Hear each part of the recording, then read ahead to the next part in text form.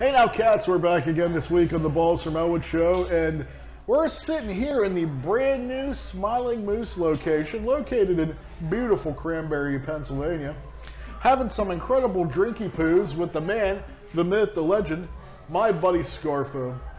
Would you like to know why we're here today, cats? Well, I'm going to tell you. Scarfo is the drummer in a super cool fucking punk band called Cumplete Basturds. And I'm going to actually interview him and talk a little bit. They have a brand new album out that you can find on all platforms. What's the name of the album, Scarfo? I'm going to pull it up and show you. Here we go. It is. But This is what you're looking for, cats. Veni, Vidi, Vini.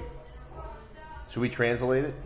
Please do, because I have no idea what the fuck it means. I've listened to this thing 400 times already, and I have no idea what the fuck it means. I believe it's Latin for I came, I saw, I came. Ooh, I like it. Yeah, so that's that. But anyway, That's our department. I actually wanted to get into, before we start talking about the album, man, I've listened to this fucking album already like 400 times at work. I can't stop listening to it. I fucking love it. Best punk album I've heard this year so far, so make sure you fucking stream that shit. Scarfo, was you always like musical growing up? Like, did you always want to be in a band? Like, Oh yeah. did you always play drums? Like, how did that come to fruition? Well, when I was real little, probably around like 10, maybe a little younger than that actually. Yeah, I heard. So I had some neighbors, parents, friends, and their kids that were a few years older than me, and they turned me on to Rush, Oh, Van nice. Halen. So I was like, well, look at these guys, and I would just sit, kind of the old school like situation where you throw on some vinyl and you lay down and you look at you go through the whole record, right? I do that now, man. I still do that. That's what kids don't do, and they don't know that, So that's how I got obsessed. I'm like, this is amazing. I heard Neil Peart. I'm like, I'm gonna be a drummer, I think. And it didn't quite go from there. I just wanted to play. I just wanted to be one of those guys. I'm like, Van Halen, Rush, that's it. Black Sabbath, I'm in. So I started playing guitar. That's where I started. Oh, so you were guitar before drums? Yes. Started taking lessons, and like I had this really cool, like my neighbor was like a guitar teacher, kind of like super. He kind of reminded me of like a Ned Flanders kind of guy. He's like, oh, Oakley Dokley, we're gonna play some guitar now. He's like, come on. He's like, come on in. Like I'd like walk to his house. I'm like, this is fucking lame, dude. Like this is so fucking lame. I'm like, because we're playing this like like nurse like this terrible like songs that I didn't fucking play, like nursery rhyme songs, but it was all chord scale. Mary had a little but lamb. like the Steve Vai version, like you're learning all this shit. I'm like, this is kind of fucked up. I'm like, I just want to play Van Halen songs and Rush and Odd for teacher. and then like so I went to a buddy's house, a kid in junior high school, and his older brother had a drum set in the basement. So. And that was the life-changing experience. That was. I sat behind this kid's drum set. I'm not even kidding you. I put on there's a pair of headphones there because he had like a little stereo, and I put on the headphones and I could play the drums. I was playing Van Halen, or an AC/DC song or Van Halen song, like on the drums. Never sat behind a kit. And I'm like, well, I got something going. I think I should start playing drums. And then it was all downhill from there. From it, I just running with it, dude. What are you guys' musical influences? Like, what got you into the punk genre? Actually, so Cumplete Basturds. Most of us were in a band called Bungee Jambo. I heard that. Like, that's true. Yeah. Oh yeah, Cal, you back in the day. Woo! Yes. Have you seen our shows there? We used to play there. Yeah. Oh yeah. Yeah. A couple of our guys went to college there. So. Nice. Yeah, X-Tina's no slouch. She's a veteran of the punk scene as well. Yeah, that's how it kind of came to be. I joined that band. We used to all we all South Hills guys, right? So we used to go to this club called Someplace Else. It was like kind of hair metal kind of. I lived there. Yeah. Sunday nights. Yes. All ages. Yes. That's what and I was used to go. there You went there every Sunday. Oh but my you gosh. know that's how I met the guys in Bungee Jambo. Wow. Holy shit. Okay. Going to Sunday night all ages shows there. Yeah. I see you have a drink here named Bungee Jambo. When you That's are where a at lot the of our Smiling guys are Moose, from, make like sure you try the Bungee Elizabeth. Jambo. Yeah. Yeah. Two of our guys are from Elizabeth and Okay. TJ, and I was Nice. South Hills guy from Baldwin. But That's great. Oh my gosh. that's how I met those guys. Like they had a singer. They're like, our drummer sucks. I'm like, I'm a fucking drummer. I'm like, I'll be your drummer, and like it was it. And the thing that was kind of funny, I was actually jamming with I think Walt, might have been Walt, or no, it might have been. It was actually there's a really awesome band called like Carita Borgia, Liquid Brick. Then there was a guitar player named Ellwood who's phenomenal, and I was actually jamming with him. I was in a band with those guys. And this kid, I think he's deceased now, Rob Dreyer. And like, I think I could be wrong. I know, but I was jamming with those guys, and we didn't have a singer. I'm like, I just want to be in a band with a freaking singer for once. And that's when I met the guys. I met two of the guys in the original Bungee Jambo. And I have a friend that's still obsessed with Bungee Jambo, dude. Mike Young. He's still that is still into that shit, man. That's so Like, funny. it's amazing. yeah. We anyway. Yeah. So I grabbed my stuff and I moved all my drums out to Elizabeth. That's where we practiced, and that's where I met our guitar player now, Dave. He was our lead guitarist, and he came and Chicken pot pie. Yeah. I love you. I love my chicken pot pie. So- See, I know it. so Dave turned me on to a lot of really cool punk rock. I was more like a thrash metal guy before that, though, like high school, and like I went to a private school in Upper St. Clair for a few years, No shit. and it was literally like 50 kids, half rich kids, half like Do you have to wear a uniform? trouble kids that the state paid to go there. No, it was super laid back. Oh, cool. It was the greatest school ever. But actually, there was a band. You ever hear of a band called Half Life? Yes. Yeah, hell yeah. The bassist from Half Life was like in my high school. What? Shit. Howie Wells, yeah, he turned me on. That's where I really got into some like you know, I started out Rush Van Halen, but he got me into like Cro-Mags was and shit like that. Nice. Some hardcore stuff, like Uno, dos, cuatro. a lot of the crossover stuff. I kind of fell into then, like DRI, and like that's where I got into a lot of that, like XL. But and then I went to speed metal all the way though. Like I loved like any speed metal, man, like Anthrax and like Metallica. That's my drumming, big part of my punk rock roots, man. So tell me, how did you get So- embroiled? How did Complete Bastards come together? Oh yeah, so Bungee Jambo. So yeah, we were in Bungee Jambo. We had a horn section for a while. Yeah. So we had two singers. Yeah, as you guys remember, kind of Walt almost and we skated had- the line of like Scarfo. Yeah, kind of, yeah. We're kind of like that. Kind of like Voodoo Glow Skulls, a little different. Yeah. Like, I don't know. We had our own little thing going on, but so our lead singer from Bungee Jambo moved to Philly. Our bassist moved to Philly, and so we just kind of were not doing much. And I think I played Sun Machine for a couple years. I was doing stuff with Reggie at the time. No way, man. I interviewed Alex not too long ago. Yeah. Yeah, he's a good My dude. Super cool dude. So I don't know, we always are like, me and Walt, who was our second singer, I'm like, we all got to get something together again. We got to start playing. So Walt, me, and then Dave, our Bungee Jambo guitarist, and then we had a horn player, Tim Bob. He actually plays second guitar. So he's a very well-rounded musician as well. So we all just kind of, we're like, all right, we got some guys, and we got a good friend of ours to play bass. And we took Complete Bastards was actually a Bungee Jambo song. It was one of the latest songs, the last songs we wrote. Really? Okay. And we took that name and changed it to Complete Basturds. We kind of altered it a little bit. And then Cumturd comes from the first three letters of complete, and then turds, Basturds. We thought it was funny, and we're like, that's it. We're going to go with that. And then I think early on, we actually did a couple Bungee Jambo songs, I believe. Well, that leads We me still to, do one. That leads me to my next question. Where do you guys get the ideas to write these songs? You have so many crazy songs that stick out to get stuck by. Like, where do you come up? You just watch porno, granny porn, and now you come up with a great bush, or We've been doing that way before. where did Brad's floppy tits come That's from? a good. Well, I think you know what it's about, obviously. Obviously, it's George Takei's husband. Right, But how exactly. how did you like, oh, I got to make a fucking song about Brad's floppy tits? I mean, Because that's a good story. Okay, so Dave writes our lead guitarist comes up with all the riffs and lyrics. He writes the lyrics as well. And I think he just tries to write lyrics that he thinks would be, funny to watch Walt sing, really. That's my opinion. I don't know. I could be wrong. well, it definitely works. Yeah, it works great. Yeah, but no, he overheard us. We were all talking. A couple of us listen to the show quite a bit. Obviously, you know that. So there was, I guess there was like I don't know. Sometimes there's a lot of George Takei featured So they were talking about.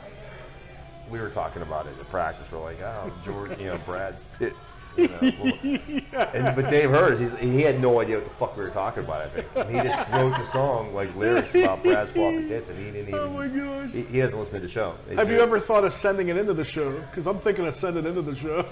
I think early on I might have sent an email to Richard Christie, but I don't think he listened to it. He probably didn't listen to it. But this version is like super like produced, and it sounds really really good. I mean, you like it? It's catchy, right? Dude, the whole thing is catchy. I can't stop listening to it. I love every fucking song. Thank you. You should hear the other songs we have. Oh, you have other stuff? Oh yeah. Oh yeah. Yeah, we just don't have them. We're just taking it piece by piece. So eventually there'll be an LP. Oh yeah, we have an LP. It's already recorded. Yeah, it's the same production as what you have. Nice. Yeah. Well, let me ask you this. What is the future of Cumplete Basturds? Can you tell me a little bit? That's a really. Will you be touring? I don't know. I think most people like right now do. We do like one-offs. What I mean by that is you'll fly somewhere and do like 3 or 4 dates.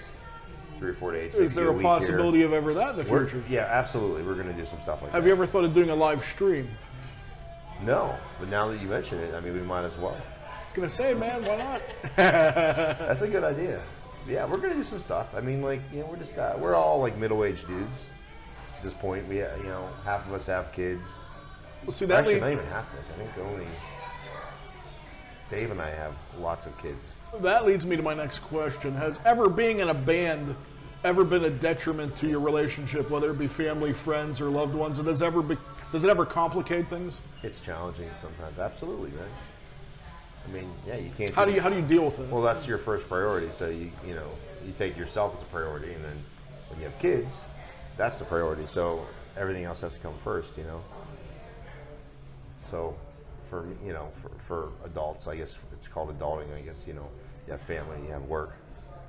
It's kind of you balance out, and everything else kind of falls into place when you can. So, it's getting easier though because our kids are getting a little bit older, so we'll be able to do a little bit more. Do your kids want to follow in your footsteps and be musicians? And would you let them? I don't. That's a good question. I don't think they don't. They're kind of like sheltered as far as that goes. I mean, not so much for Dave. Like his kids have actually. A couple of his kids have gone to some shows. I don't know. That's something I'd have to ask him, or you could ask him. I can't answer. I can't speak for him. But my kids they're athletes as well. Like I'm an athlete, they are, but they seem more into hockey and lacrosse and stuff. So I mean they're young though. They're like 9 and 10. And I actually pulled out one of my guitars today, and I had my 3-year-old that was kind of playing with it. She was interested for a good 10 minutes, which is. And they get their music from TikTok these days, Yeah, that's the thing. Like, I don't think there's a lot of soul in today's stuff. Oh man, you know what I mean? It's very lifeless. That's why it's important for something like this. That's why this is important to me. Like the whole purpose of my show, I don't care how many viewers I have, but if it turns even just one person on to shit that I think is cool, it's totally a fucking success to me. So, because TikTok is so lifeless. Music, internet, the way people do music now, like you said, you don't have that spiritual thing where you sit down with the gatefold cover, you study the lyrics, you look at all the artwork. Before it was an experience. Man. Now it's just a very hollow thing, I think, and I feel bad for kids. Nobody, I try to explain it. I have some older kids too, and like they don't. It's a different time. It is, man. They just don't. Even at shows, like we don't live shows. Have declined like progressively over the years. Scene we talk about it all the time, Xtina and I. The scene has changed so dramatically from when we were growing up in it to it's a completely different thing altogether. So it's kind of depressing, man. But I mean, I tell you one scene that actually has the ska scene's still pretty similar, but even that's different. But I mean, Well, that blew up for a while, and then it kind of went back to where it was. You know, it's resurgent again, man, with like labels like Bad Time Records and Asian Man still bringing stuff out. Like, yeah, man. Mike they're really Clark's on kind of. fire I'm right telling you, now, there's a new B-Lee band coming out next month. Yeah, but yeah, I think it's already out, isn't it? The single is, but Yeah. the actual album is almost sold out for pre-order. But you check out Bad Time Records, man. I think they're singly probably one of the biggest labels that I could thank for even bringing the ska genre back into the upper echelon, because they put out so much good stuff in the past 2 years. It's ridiculous. But the punk scene is super different. Like it's not even enjoyable sometimes anymore, and I'm going to get shit for saying that, but it's totally the truth. I mean, we went to shows that Everybody's a frat boy, and they have frat boy mentality. Yeah, It seems like. when we go to shows, dude, like if you fell, people, you know, if you mush, they pick you up. Now it's just everybody's out for blood, you know. Like we went to Screech and Weasel reunion show. I went to that. And it was all was fucking, there. dude. It was all fucking frat boys and fucking people looking to fucking fight, and that's it. You know. I didn't get any of that. I was up in the balcony. Really, we were down in a pit. So, and then we found out. Guess what we found out? We're way too fucking old for the pit now.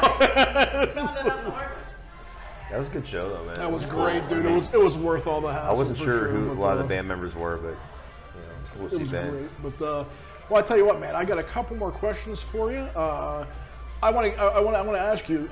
Most people don't know this, but Scarfo is actually a big horror fan, like balls.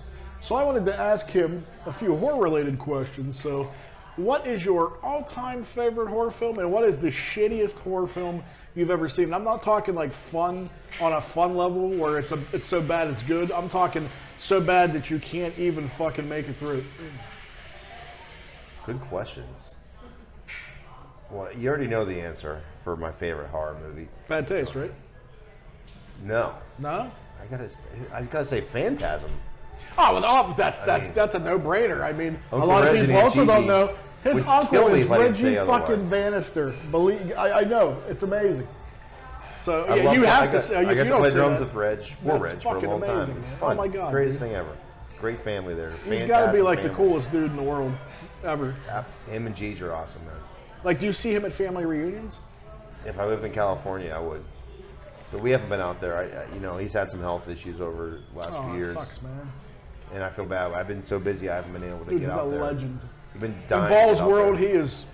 He's the hardest working Up there, guy in dude. horror, man. Him and Gigi are just amazing. incredible. But, so Now- that's my favorite horror. Now, what's the worst you've ever seen? I personally have things that stand out in my mind very easily, like when they did that bullshit Creepshow 3, where it had nothing to do with the originals, and they skated around the copyright, and it was just someone making their own thing, and they tried to tag it with that. That was horrible. No, are we gonna say like horror isn't like boring? No, I'm saying like Like, you're bad, like, like this is just like insultingly bad. Like there's a. I always give the example. It's called what do you call it? Quilt Face. The legend of the I think it's called. Is it Carnage for the Destroyer? And all it is a guy in this fucking mattress mask, and he goes around and they just shoot them walking on the road. And then every so often, periodically, he'll pop out and stab somebody, and they're like, "Quilt Face, damn you, Quilt Face!" And then that's tough, man. Like, see, like, Bad Taste is phenomenal, but it's so bad. Like, but that's bad that's in the a good kind of way, shit that I dude. love. Like that's It but is that's bad terrible. enjoyable. Like I love Trauma for that reason. So Yeah, there's probably a couple Trone movies I've seen that I just. have you seen Poltergeist? Yes. Night of the It's been a Chicken long Dead? time. Those are tough, man. But like that's probably I can't get into that. I can't get into that. It's a little tough for me, man. I used to like. I had a friend that used to work at the video store. He used to get just tons of promo shit. Oh wow. And she would just give them to me. Yeah, when I was Like, growing up, I had a friend that did it. I get all the full moon cards and all the Yeah, stuff. oh yeah, I and- get all that shit. Empire dude. So and there's all so that, many that that was were great. so bad. Like I can't even. Nothing like really sticks out. Nosferatu, the original one, is classic. Oh yeah, absolutely. I like that, but it's so odd to me. Like I don't know. Did you ever see Shadow the Vampire, where it was like Willem Dafoe was Nosferatu, and then they was like about the making of that? I don't think so. That was really cool. Oh, I know what I wanted to ask you. Speaking of horror related, have you yourself ever had a supernatural experience? Supernatural. Well, you never had a ghost try to blow you, or Oh, that's supernatural? I thought that was... I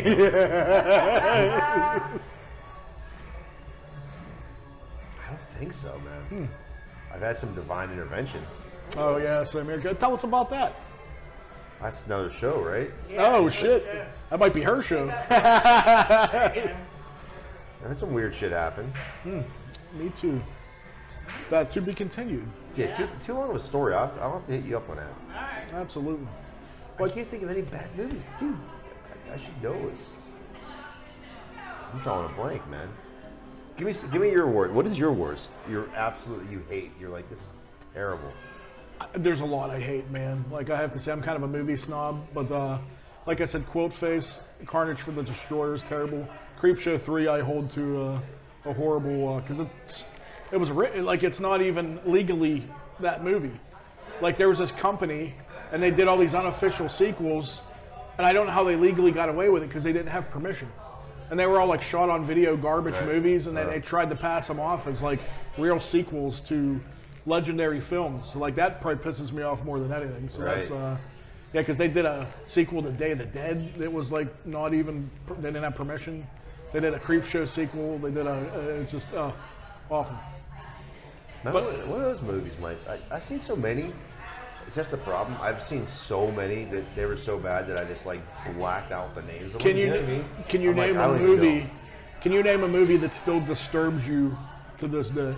That's fucked up. Like good, like creepy. Yeah. Or still gives you that, like I call Chasing the Dragon, that feeling like it still scares you, or it makes you uneasy, or the sense of dread. Because that's what I'm looking for. And like you said, you've seen so much shit, you become desensitized. Where I want that feeling. And a lot of this stuff nowadays just doesn't give that to me. So I'll name the actor and then you'll name the movie. This one that kind of freaks me out. Clint Howard. Ice Cream Man? No. I know what you're talking about, though. It's a real popular Clint Howard movie. Shit, Evil Speak. Evil Speak. Oh, dude, Evil Speak is fucking awesome. That one scene in Evil Speak where he comes out with the fucking sword and he detonates that. Oh yeah, that's Dude. great. Oh my god. I was just probably a gave me, little too young give me to see nerd it. chills. It like freaks me out, man. Like it always freaks me out. Dude, after I seen that, I was afraid to touch my parents' computer for a while. I'm like, I'm gonna summon Satan. I'm gonna summon Clint Howard and Satan. Dude, Which the Clint Howard part was great. That's his best fucking movie, man. Oh fuck yeah, it was. Hands down. I like Ice Cream Man, but it's fucking shitty. But I mean, Evil Speak is terrifying. Plus, you have the dude that looks like fucking Bull from Night Court is the main Satanist. Yeah, he's and you're the like, guy. Yeah, I was like, holy shit. I always forget he's in that, dude. Yeah, that's streaming right now, dude. That's on. Is it on Tubi? It's on Shudder. Oh, dude, I love Shudder. Don't even get me started. Oh. $55 a year, dude. Dude, I try to spread the word to Shudder everybody. Nobody wants to listen. Like, just for Joe Bob alone, man. Jeez. Coming back to 29th, The last Beyond's Friday. on right now. Oh, Zombie's Fulci. on. Oh, Come on, dude. Dude, seriously. It's a no-brainer. Go get Shudder. Listen to Scarfo. He knows what he's talking about. Oh, and Wolf Cop's on there. I love Wolf Cop. I like another Wolf Cop, too. That's a Did you good see Psycho Gorman? That's great, too. Dude, I love Psycho Gorman. That is great. I forgot about that. Yeah, that's on there right now. It's so good. There's a lot of good ones on there. Dude, what else is on right now? Oh, wait, there's another really... Spookies is on. I love Spookies. That's streaming on Shudder. I have the Blu-ray. Oh, yeah. I love me some Spookies. They did that on Joe Bob, too. Did you see that? I did not see that. They even did they did a Spookies rap, too. They did a video. It was awesome. People forget about Spookies, man. That's fucking... Dude, I had it on VHS when I was a kid, and then you Really? tell people about it, and you're like, this movie sucks. It's like two different movies. I'm like, it is two different movies. They just put them together. See, that's one of the ones that's so great. There's so many awesome monsters in it, like that, yeah. and it's all conventional effects. I mean, I like the Duty Monster myself. Oh, dude. I think that's where they got the Gargothan from Dogma. I think that had to be an inspiration from Kevin Smith had to see Spookies. I'm just saying. But, yeah, for sure. That's right. But anyway, man, I thank you for letting me come to the new Moose. I wanted to check it out. Thank you for being a guest. Dude, thank you. I don't have anything to cheers, or I would cheer you. Thank you so much for this fucking album, dude. You got to check it out again. Complete Bastards on all major platforms. I think everybody should just pick it out on Spotify, put it on repeat and just let it play. That's what I've been doing. I Over click and that over. thing, dude, in the car and work. It's We're it's trying just to make going like over and over again. $10, all right? Yeah, dude. You're probably going to make probably 36 cents for me easily. So I mean, There you go. what else could you ask for? You heard it. The man, the myth, the legend, the drummer of Cumplete Basturds, my buddy, Comfort. Scarfo. My Man, buddy. Thanks, brother. Peace and love, sir. Peace and love.